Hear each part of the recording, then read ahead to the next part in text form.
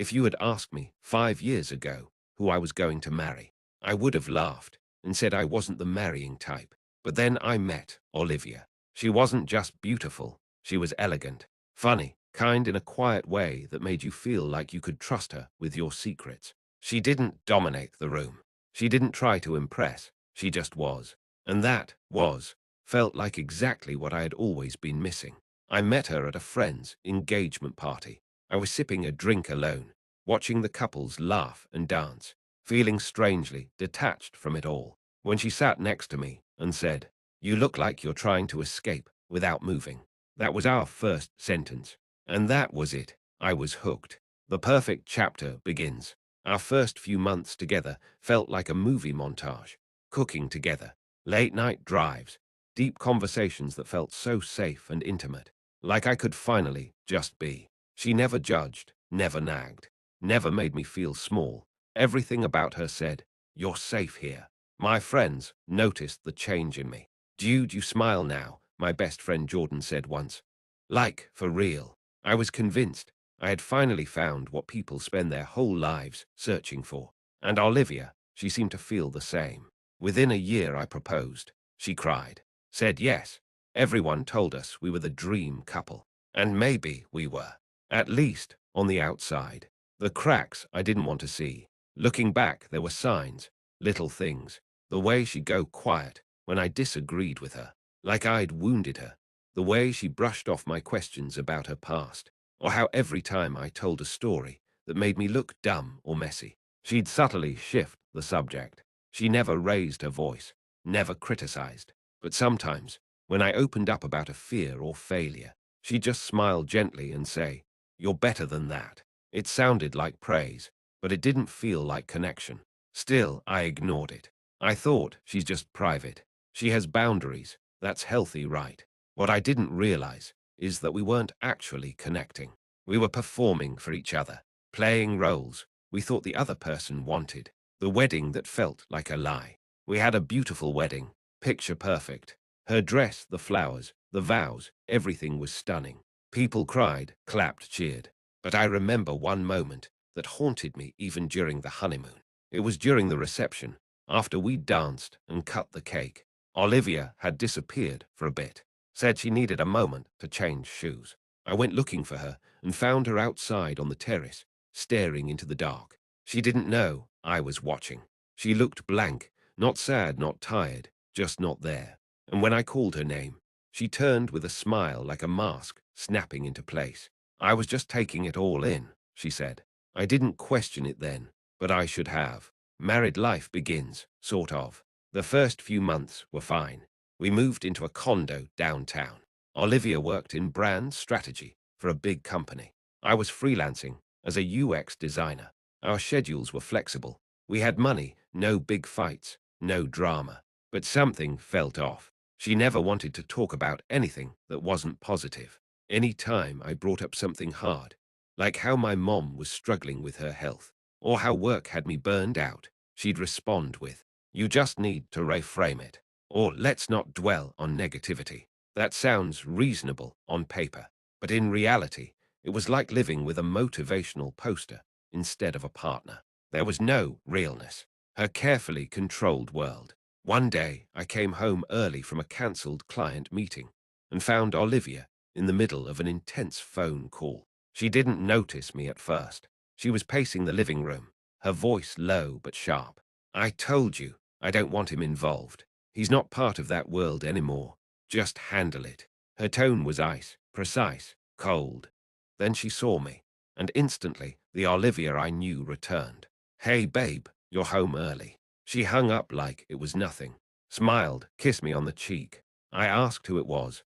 She said it was just a client situation, no big deal. And I believed her, sort of. That moment stuck with me, not because she lied, but because she switched, like she had different versions of herself, and I only got the one she thought I could handle. I started wondering, what else don't I know about her? The secret message that changed everything. About a year into the marriage, I was working late in my home office when I got a weird message on Instagram from someone I didn't know. The account was private, no profile pic. The message said, Hey, I know you don't know me, but I thought you should know. Your wife hasn't been honest with you. I stared at it, heart pounding. I didn't respond, but I checked the account and saw it was recently made. No mutuals, no posts. Could be a troll, could be nothing, but something inside me wouldn't let it go. The next day, I asked Olivia casually if she'd ever had any weird messages from strangers. She froze for half a second, then smiled. People are weird. I get spam sometimes. Just ignore it. Again, a perfectly reasonable answer. But that pause, that tiny freeze before she responded, it felt familiar, like the terrace moment on our wedding night, like the fake smile, unraveling the mask. I started looking deeper, not in a crazy, obsessive way. I didn't want to become that guy, but I started noticing things. She never talked about her family. Not once had I met them, even though we were married. Her college friends, they were all surface level, no real closeness. Her job, always vague. She said she worked in brand strategy, but I never saw her actually doing it. She didn't bring work home. She had money, sure, but it wasn't clear where it came from. I asked questions, softly, gently, and every time, she gave me just enough to stop asking more. Until one night, I found something. She had gone out for a girls' dinner, and I was organizing our bookshelf. A folder fell from between two books. I picked it up, and inside were papers, legal-looking ones. A different last name, a different city. Divorce papers, filed 5 years ago. Olivia Grant wasn't her real name. My hands were shaking as I read through the folder. The name on the divorce papers wasn't Olivia Grant. It was Elaine Porter. The documents were filed in a different state.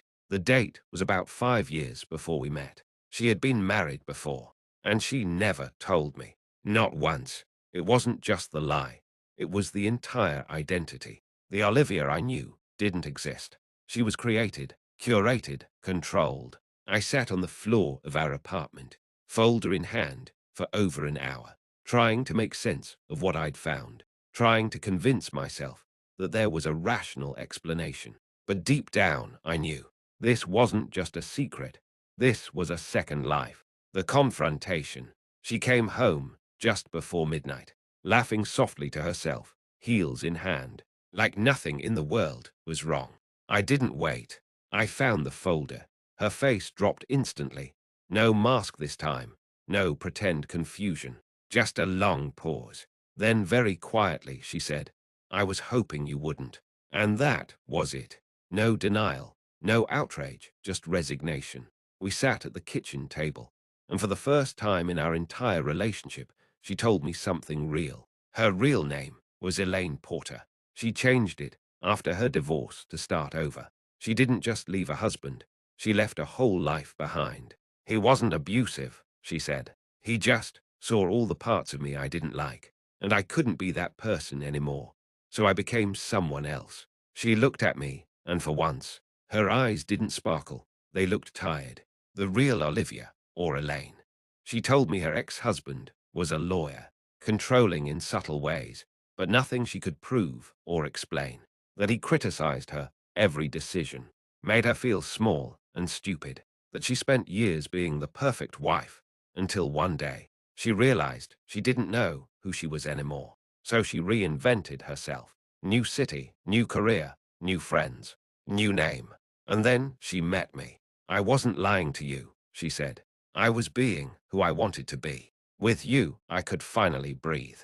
But all I could think was, if you could lie so completely about something that big, what else don't I know?"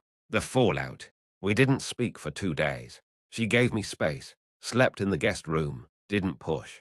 I walked around in a daze, replaying every memory, every conversation, every smile, wondering which ones were real and which were part of the performance. I talked to Jordan, my best friend. "She catfished you, man," he said bluntly. "I don't care what her reasons were. That's messed up." But another part of me didn't agree. Because here's the thing. I knew the version of her I loved. I lived with her, shared a bed with her, laughed with her, and none of that was fake. Right. Or was it? I couldn't tell anymore. Therapy, finally. I went to a therapist, first alone, then together. It was Olivia's suggestion. surprisingly. I want to fix this, she said, but I know I can't do it alone. And in those sessions, we unwrapped years of silence. She told me about the pressure to be perfect growing up, how love was conditional in her family, only given when she achieved, performed, succeeded. She told me how she learned to hide her flaws because flaws meant rejection, how she built Olivia as a way to finally be accepted, admired. And she told me that she genuinely loved me, but didn't believe I could love the real her if I ever saw the whole truth.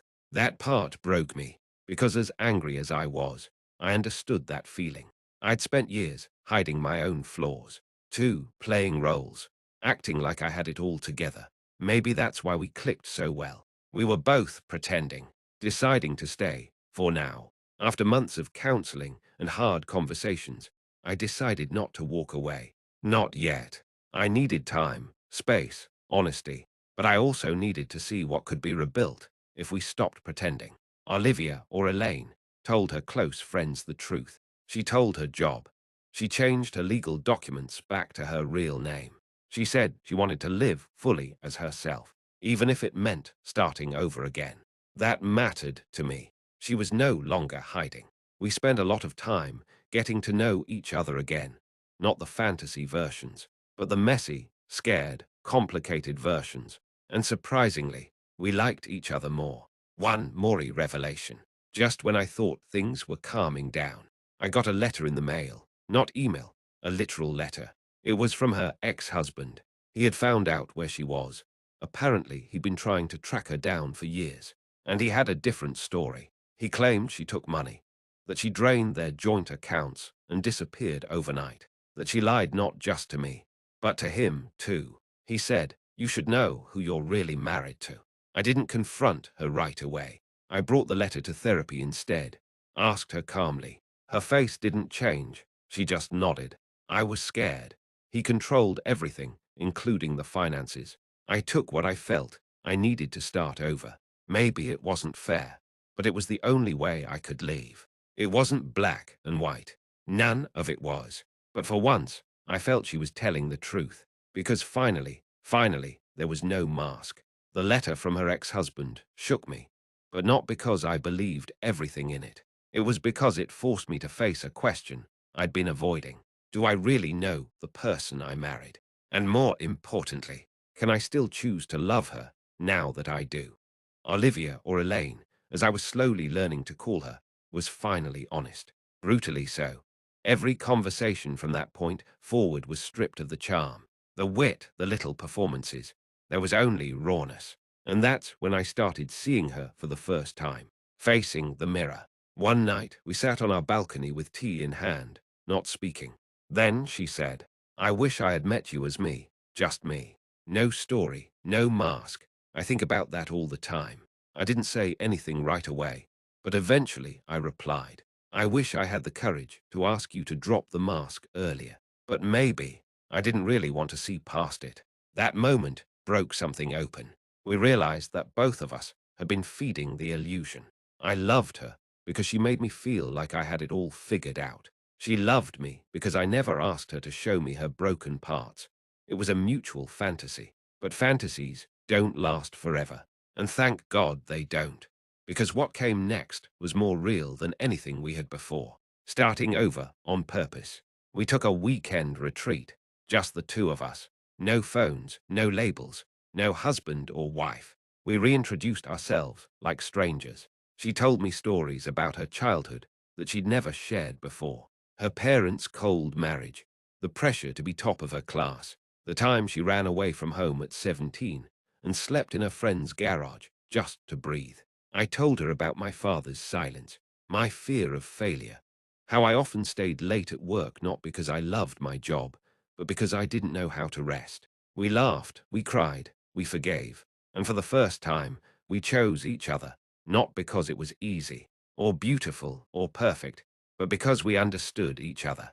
Telling the truth to others, coming clean to friends and family, was another battle. My parents were confused. Why didn't she tell us she was married before? Why the name change? What else is she hiding? Her friends felt betrayed. "You lied to all of us, Liv." But she didn't run this time. She sat with each of them, told them the truth, accepted their anger without deflecting, owned her choices without making excuses. Some relationships survived, some didn't, but she no longer had to lie to keep them. That was the real win. The lesson: authenticity is messy, but worth it. I used to think that a successful relationship meant having no secrets, no mess, no baggage. But now I know. It's about having the courage to face those things together. Olivia or Elaine is not perfect. She never was. But neither am I. What matters is that she is now real, with me, with herself. We still go to therapy. We still argue. We still get triggered sometimes. But we're no longer afraid of the truth. And that's a bigger kind of love than I ever imagined possible. 1 year later. Today, I call her Elaine.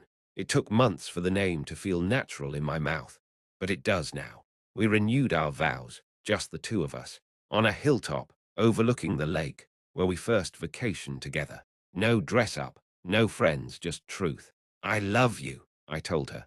Not the version of you thought I wanted, but the one you were scared to show. She cried, not the elegant, movie kind of crying, the real kind, ugly, honest.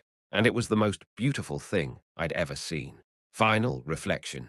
If you're watching this wondering if you truly know your partner, or even yourself, here's what I learned. Love built on illusion always collapses. Truth is painful, but it frees you. Healing starts the moment you stop performing. And maybe the most important part, forgiveness doesn't mean forgetting the past. It means choosing the future anyway. If this story resonated with you, take a moment to reflect on the masks you wear in your own life. Whether it's with your partner, your family, or just with yourself, ask, what am I hiding and why? And if they don't, then at least finally you chose yourself. Thank you for watching.